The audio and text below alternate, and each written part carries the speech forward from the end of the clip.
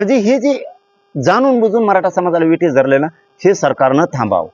या सरकारकडे आमच्या मागण्या आहेत. या 8-9 ज्या मागण्या आहेत, त्या सगळ्या मागण्या सरकारनं तातडीनं मंजूर कराव्या. आणि जे मराठा आरक्षणासाठी बलिदान गेले त्या बांधवांचे आणखीनही काही जणांचे निधी दिलेले नाही आहेत आणि त्यांना सरकारी नोकरी देण्याचं कबूल केलेलं एकाचीही दिलेली नाही.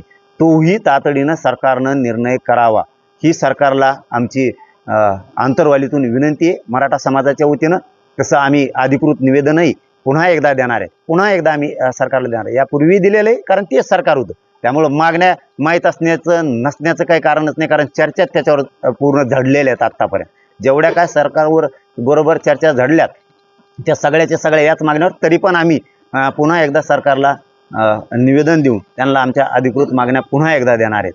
आणि जे स्थगित केलेलं आपण उपोषण आहे, आंतरवालीतलं स्थगित केलेलं उपोषण पुन्हा एकदा 25 जानेवारी 2025ला आम्ही पुन्हा एकदा स्थगित केलेलं आमरण उपोषण आंतरवालीत करतोय. कारण 26 जानेवारीला पूर्ण 1 वर्ष आमच्या मराठा समाजाची फसवणूक केलेली 1 वर्ष पूर्ण होते सगळेश्वरीच्या अंमलबजावणीच्या बाबत आणि 8-9 मागण्याच्या बाबत. त्यामुळं 25 जानेवारीला 2025ला आंतरवाली इथं आमरण उपोषणाला मी बसणार आहे. इथं कठोर आमरण उपोषण होणार आहे. मराठा समाजाला आणि सरकारलाही माझी विनंती आहे, 25 जानेवारीच्या आत, तशा तर सगळ्या मागण्या तुम्ही अधिवेशनातच पूर्ण करा, पण 25 जानेवारीच्या आत 25 जानेवारीच्या आत 2025 याच्या आत सगळ्या मागण्याची अंमलबजावणी करा. नसता सरकारला इतके वाईट वाटल की इतका पश्चाताप येईल, इतकं भयंकर आंदोलन, इतक्या प्रमाणात एकजुटीनं मराठा समाज रस्त्यावरती पुन्हा आलाय.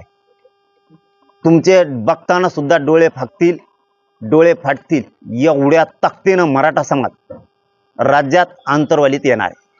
आणि राज्यभरातल्या मराठा समाजाला आता माझी विनंती, तुम्ही आत्तापर्यंत जी एकजूट दाखवली ती एकजूट तुम्ही पुन्हा एकदा 25 तारखेला आंतरवालीत दाखवा. घराघरातल्या मराठ्यांनी आंतरवालीकडे यायचं. राज्यभरात एकाही मराठानं 25 जानेवारीला घरी थांबायचं नाही.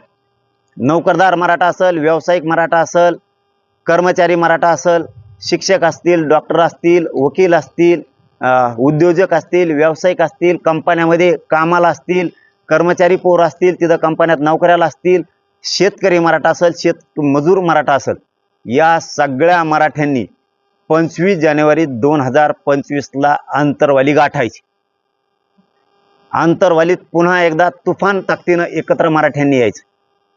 सरकारकडून आपल्याला आपल्या लेकरासाठी आरक्षण मिळवायचंय, कारण भरत्या आहेत, ॲडमिशन आहेत, पोरांचे हाल व्हायला नको. कारण तुम्ही ज्या एकजुटी आत्तापर्यंत दाखवल्यात, या एकजुटीला मराठ्यांच्या या जगात तोड नव्हता.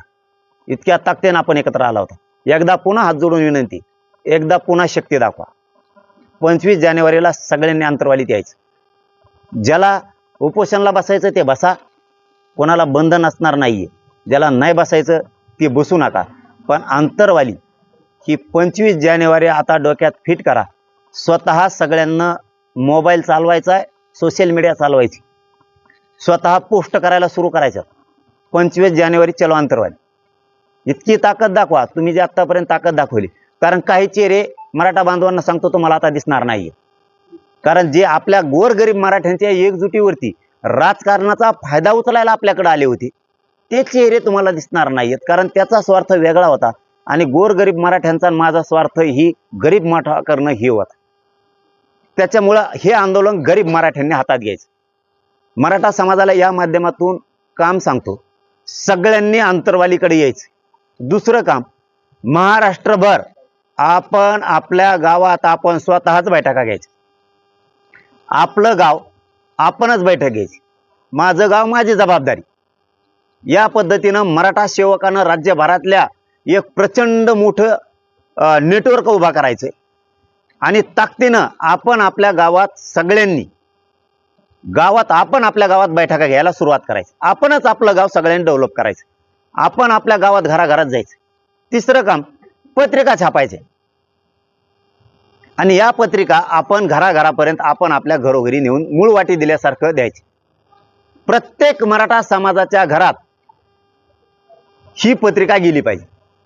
पत्रिका छापायची आणि त्याला अंतरवालीचं आमरण उपोषणाला पाठिंबा देण्यासाठी सहकुटुंब येण्याचं आमंत्रण द्यायचं. मूळ वाटी दिल्यासारखं, तांदूळ दिल्यासारखं हे प्रत्येकाच्या घरोघरी जाऊन काम करायचं. मराठा समाजानं आपण आपल्या गावातले जेवढे वाहन आहेत, चौथं काम, आपले जेवढे वाहन आहेत गावात, मोटरसायकल असन, फोर व्हीलर असन, रिक्षा असन, ट्रक असन, टेम्पो असन, ट्रॅक्टर असल, पिकअप असल, टेम्पो असल, जे काय वाहन असेल ते, छोट्या छोट्या जीप असतील, आपले जे रिक्षे आहेत, आपले सगळे वाहन 25 ऑगस्ट 2025 ला गावात न राहता ते अंतरवालीत दिसले पाहिजे. मोठमोठ्याल्या 25 जानेवारी 2025 ला सगळे वाहन आपले अंतरवालीत दिसले पाहिजे. पाचवं काम, 25 जानेवारी 2025 ला एकानंही लग्नाची तारीख धरू नये ही विनंती. वाहनच मिळणार नाहीत. त्याच्यामुळे लग्नाची तारीख जर कोणाची असेल तर ती मागं पुढं करा, ही हात जोडून विनंती सगळ्या 25 तारखेला. कारण ते हडबड खूप होईल. कारण सगळा मराठा समाज हा अंतरवालीकडे उसळणार आहे. पुन्हा एकदा मराठ्यांची लाट उसळणार आहे या राज्यात. पुन्हा एकदा त्याच ताकदीनं गरीब मराठा एकजुटीची ताकद दाखवून असा उसळणार आहे. इतकं भयंकर भगवं वादळ पुन्हा एकदा त्या राज्यात उसळणार आहे. त्याच्यामुळे तुम्हाला पाहुण्या रावळ्याला यायला जायला अडचणी येतील, वाहनं नसणार आहेत. कारण प्रत्येक नोकरदार वर्ग माणूस सुद्धा त्या दिवशी अंतरवालीकडे येणार आहे. आणि इथं